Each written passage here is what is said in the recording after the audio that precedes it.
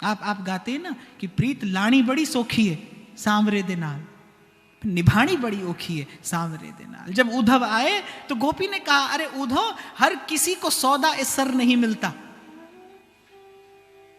हर किसी को सौदा इस सर नहीं मिलता, और सौदा जो मिल जाए तो फिर सर नहीं मिलता। कितना दूर वृंदावन से मथुरा, कुछ कोस भर की दूरी,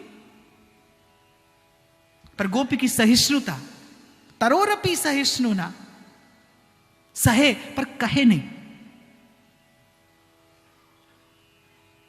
जब अश्वत्थामा ने 5 पुत्र मार दिए पांडवों के, भगवान ने कहा, अर्जुन ये आतताई है, इसे मार देने में पाप नहीं है, इसका वध करो। और अर्जुन, भीम केश पकड़े थे अश्वत्थामा के, अर्जुन मारने लगे, द्रौपदी चिल्ला पड़ी, मत मारिए, मैं जिस पीड़ा से होकर जा रही हूं इसकी माता को वही पीड़ा क्यों मिले। द्वारिकाधीश बोले कृष्णा, ये आतताई है, मार देने योग्य है। हे केशव, आप मुझे वचन दे सकते हैं कि अश्वत्थामा के प्राण ले लेने से मेरे पुत्रों के प्राण लौट आएंगे, तो आप मारिए। भगवान मौन हो गए। घटना तो घट गई, घटना तो घट गई, लेकिन द्रौपदी की सहनशीलता ने कृष्ण को विवश कर दिया। कृष्ण नत हो गए द्रौपदी के इस निर्णय के सन्मुख। घटना तो घट गई। परीक्षा पत्र हाथ में आता है सबके, कोई ठीक लिखता है, कोई गलत लिखता है, समय आने पर परिणाम आता है। ऐसे ये जीवन का काल तो बीत जाता है, फिर कभी परिणाम आता है। घटना घट गई और भगवान ने कहा अर्जुन से कि सिखाया तो मैंने तुम दोनों को, पढ़ाया तो मैंने तुम दोनों को, पर पास द्रौपदी हुई, तुम रह गए। मैंने कहा मार दो और तुम मारने चले। जो भगवान के लिए भी धर्म नहीं छोड़े, जो भगवान के लिए भी द्रौपदी का, गोपी का परम धर्म है कृष्ण की प्राप्ति, भगवान ने कहा लौट जाओ, गोपी नहीं लौटती, क्योंकि मैं जानती हूं। गोपी उत्तर देती है कि हम जानती हैं, हम पर पुरुष के पास नहीं, हम परम पुरुष के पास में आई हैं। नहीं लौटी गोपी, भगवान के लिए भी अपना धर्म नहीं छोड़ा।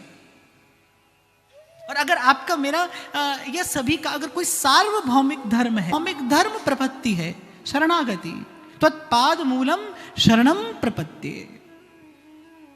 कृष्ण कृष्ण कृष्ण है, कृष्ण कृष्ण कृष्ण है,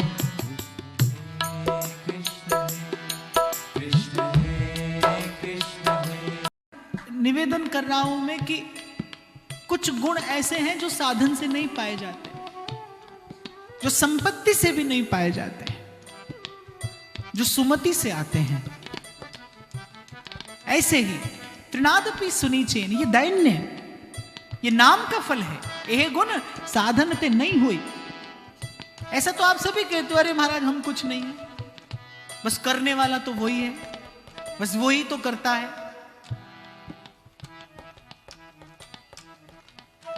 और हम जानते हैं ना, उठाकर मैं भगा दूं जजमान को, ठीक है नहीं है तो फिर भाग चल, तो बुलाए अगली बार हमको।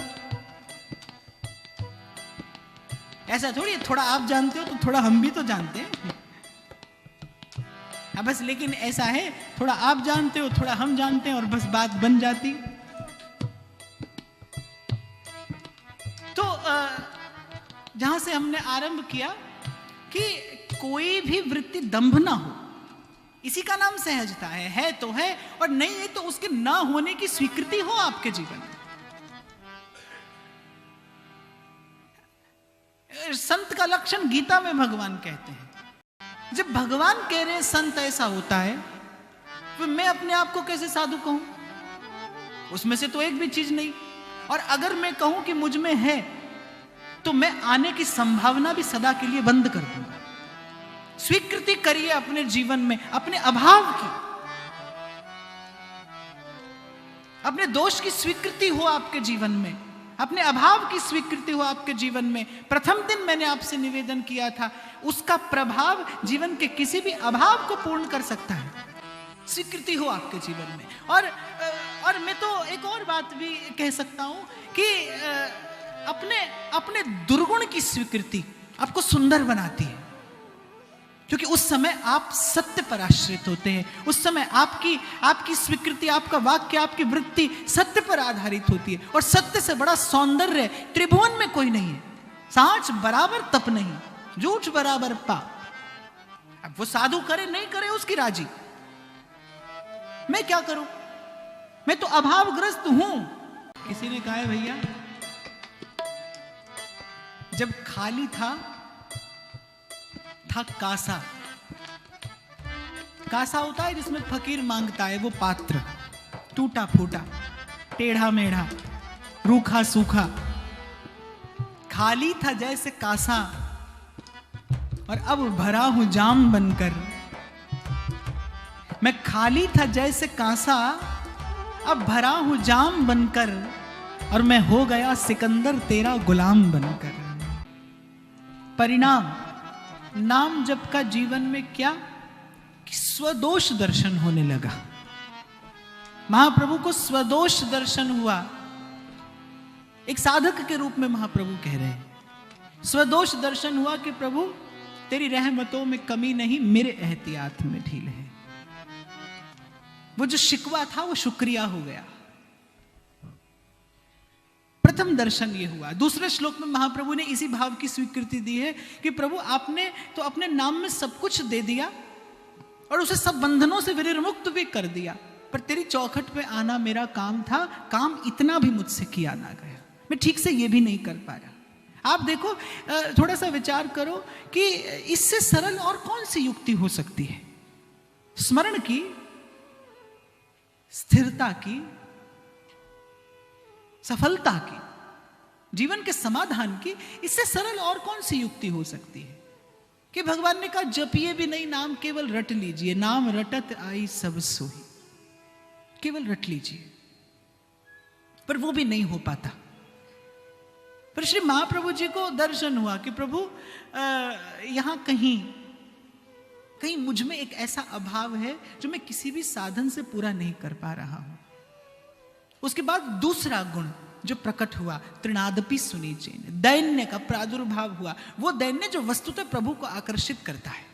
छिपकर खड़े थे विदुर जी कहीं भीड़ में, हस्तिनापुरवासी जय घोष कर रहे थे, बड़ा भारी स्वागत हो रहा था द्वारिकाधीश का दुर्योधन के महल में जाने से पूर्व, और विदुर जी कहीं भीड़ में छिपकर खड़े थे। सन्मुख आने का साहस नहीं था।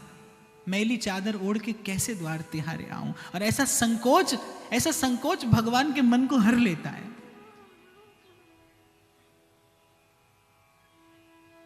बीन बीन कर जब चिवड़ा पाया द्वारिकाधीश ने, वो मणिमय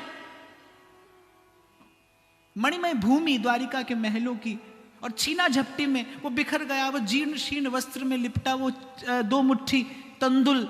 और जब द्वारिकाधीश ने पाया, क्योंकि सुदामा छिपा रहे थे, जब महल का वैभव देखा तो कैसे भगवान को निवेदन करो।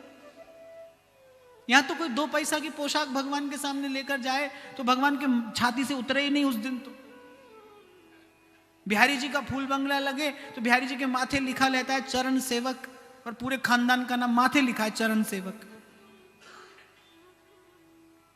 बस चले तो उठा के ही ले जाओ बिहारी जी को।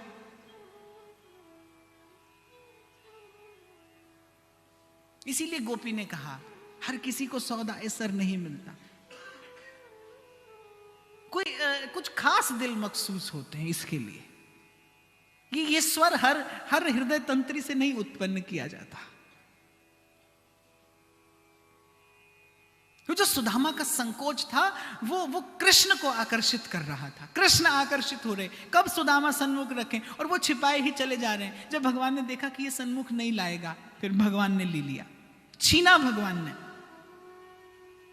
भक्ति कृष्ण को आकर्षित करने की विधा है। उसका आश्रय लेकर कभी कोई ऐसी युक्ति, कभी कोई ऐसी भाव दशा आप जीवन में दर्शन करने का प्रयास करिए ना, कि भगवान आकर्षित हो आपकी वस्तु के लिए, लुभा जाए कृष्ण का मन उस वस्तु को पाने के लिए, चंचल हो जाए, वो कोई ऐसा माधुर्य लिए हो कि मधुराधिपति मोहित हो जाए उस वस्तु पर। वस्तु की कोई गणना नहीं है। वक्तमाल में बड़ा सुंदर प्रसंग आता है त्रिपुरदास कायस्थ का। प्रतिवर्ष श्रीनाथ जी के लिए रजाई भेजा करते थे। एक बार धन का अभाव हुआ, साधन का अभाव, नहीं भेज पाए। वो अपने घर एक चांदी की दवात रखी थी, उसको बेचकर वो मोटा सा वस्त्र मिला, सेवक को देकर कहने लगे ये तो श्रीनाथ जी के सेवक योग्य भी नहीं, पर फिर भी आप ले जाइए, मंदिर में बिछायत के काम में ले लीजिएगा। इस पर सब वस्त्र रख दिए जाएं। और जब बाजार से ला रहे, छाती से चिपटाए, प्रेमाश्रुओं से भीग गया वो वस्त्र कि प्रभु मेरे अभाग्य से आज जीवन में ऐसा दिन आया कि मैं सेवा के योग्य नहीं रहा, मैं सेवा के योग्य नहीं हूं। वो वस्त्र दे दिया। और वहां जब समय आया तो प्रीत की रीत को पैंडोई न्यारो, और कै जाने वृषभान नंदिनी, और कै जाने कान्हर कारो। हमारे बाबा कहते थे ब्रज का ठाकुर अपने भक्तों को रुलाता तो है, पर ये उनके एक एक अश्रु का मूल भी चुकाता है। ये अपनी ठकुराई छोड़कर, अपनी भगवत्ता भूलकर, अपनी प्रभुता बिसार कर ये उनका दास कहाने में गौरव का अनुभव करता है। हाँ, भगतन को दास और भगत मेरे मुकुटमणि।